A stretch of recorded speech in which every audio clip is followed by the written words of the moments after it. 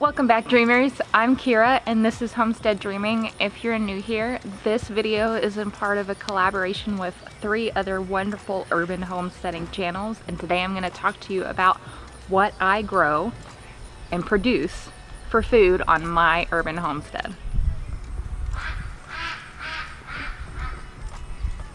These are sunflowers.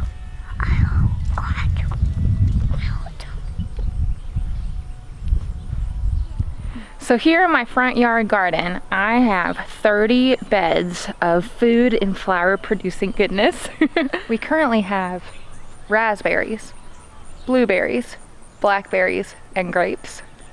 And really this is the first year that we've gotten any fruit off of any of these plants, so that has been really awesome. And though the birds have gotten quite a few blackberries and blueberries, so we're just gonna have to figure out how to put some netting over here to prevent that. In these super weedy beds, we've got onions. I started them from set. They are a mixture of white, yellow, and purple onion bulbs, and I'm excited to harvest these probably in the next couple days. They're starting to lean over, and I'm going to pull them up and put bush beans in their place. Also mixed in with some of these onions, I've got a rogue blackberry start. I had a few other blackberry canes I put in here, and this was the only one to survive and actually grow from the starts. Mommy, I want to talk. Don't you want me? I do. There's a cat behind you, Mom.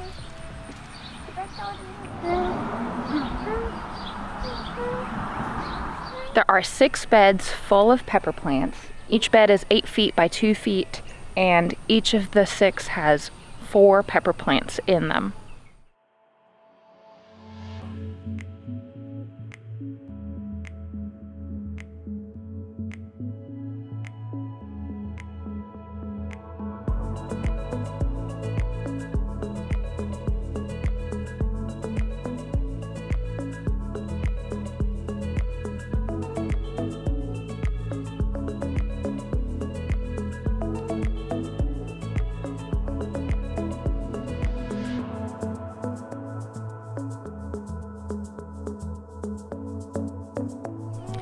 Here in this one lone bed, I've got a handful of dragon tongue bush beans. I'm excited to see these grow. It's my first year growing these bush beans.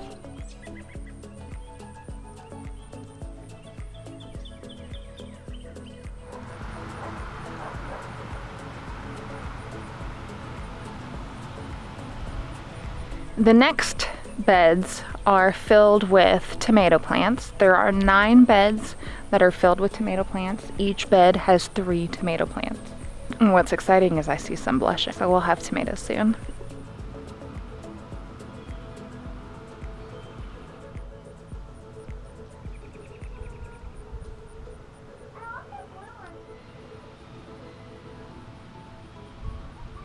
A new addition to my front yard gardens are these cattle panel arched trellises. This front one is planted with pole beans, and they will soon take over the entire trellis, and beautiful beans will hang down for us to harvest.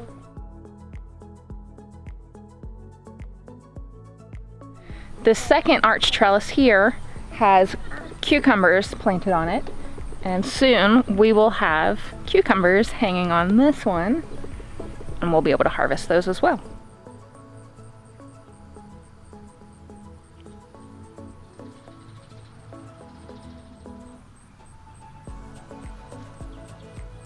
They're taking off the yellow strings? Yeah. What are the yellow strings?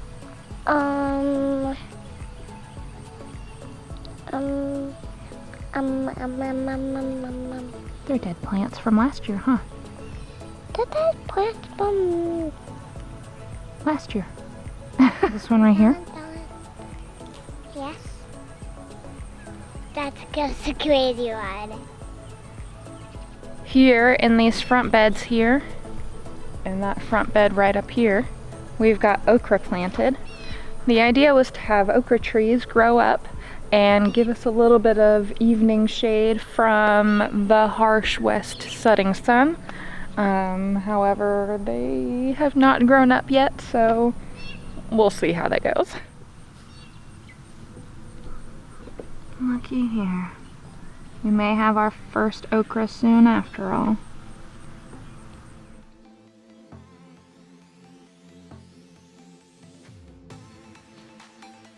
This little vining beauty here is what's called a Keuka Melon.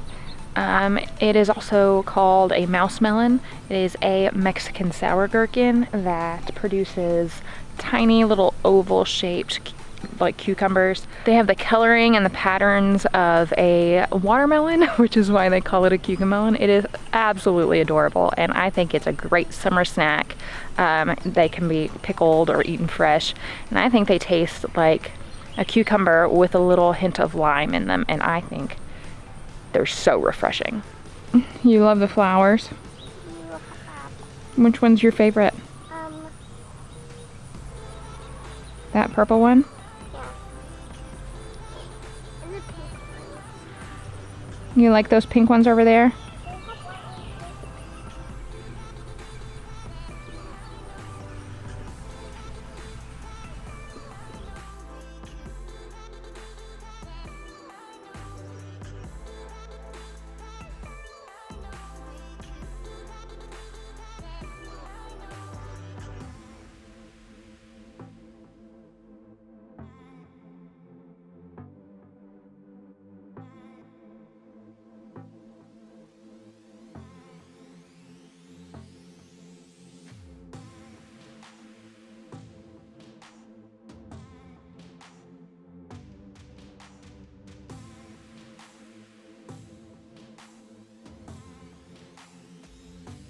I also really enjoy planting medicinal flowers. I like to do a lot of calendulas. I like to dehydrate them and then infuse them in oil to make salves for your skin.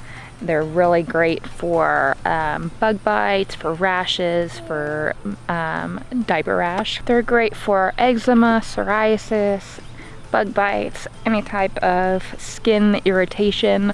I would definitely recommend calendula for that. Another one of my favorite medicinal things to grow is a plant called a toothache plant.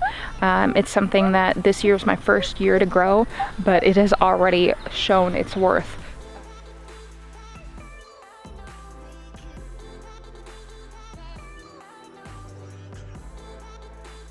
So I'm not going to do this on camera because it is no joke, but if you take one of these little buttons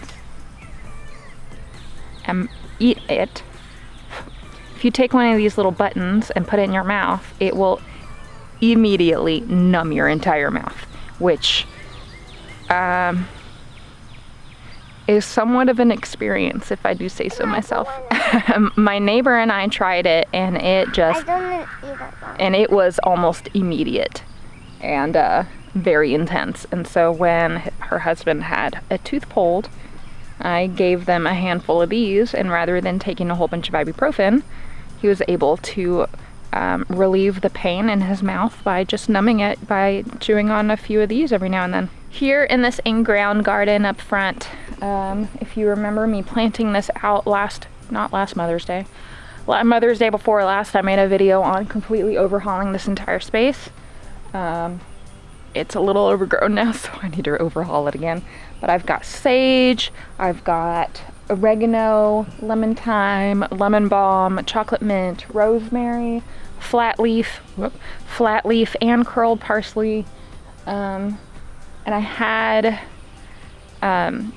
lavender in here, but it didn't make it, unfortunately. I have not had good luck with lavender. No matter how I try, if I buy the starts, if I buy the seeds, I can never get it to thrive. Here in this front space, we have 2 apple trees producing apples, as well as a elderberry bush.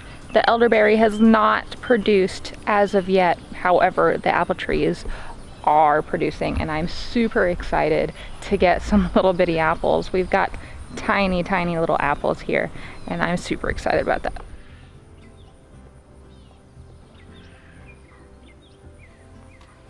If y'all remember my video about growing in grow bags. I planted sunflowers, a hybrid okra, and some bush beans in them. I've got some good news and some bad news.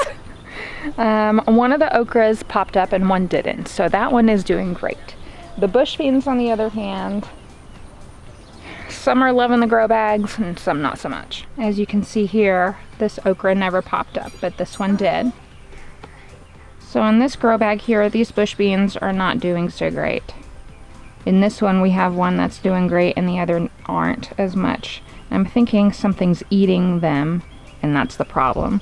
I'm not sure what's going on here because this one's thriving and these two aren't. And then in this one, all of them are looking pretty good.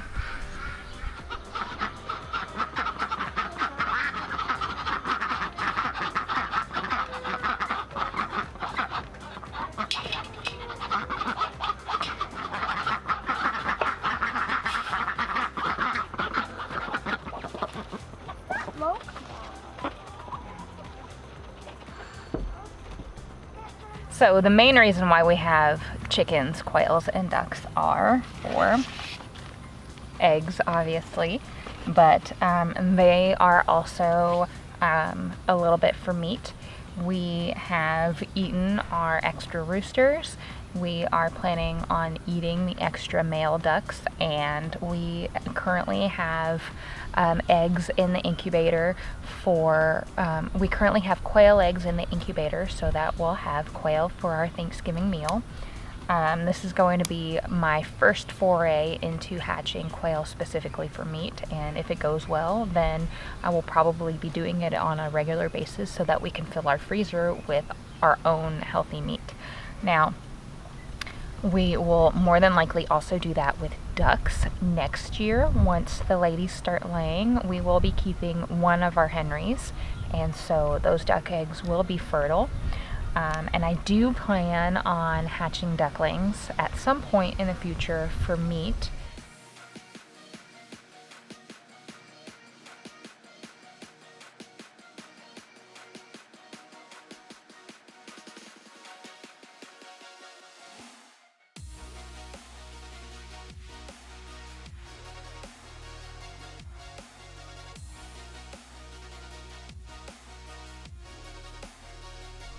I hope you enjoyed going through my homestead with me. Don't forget to go and check out Natalie at Hey It's a Good Life, Josh at the City Stead, and Victoria at Grow Your Groceries.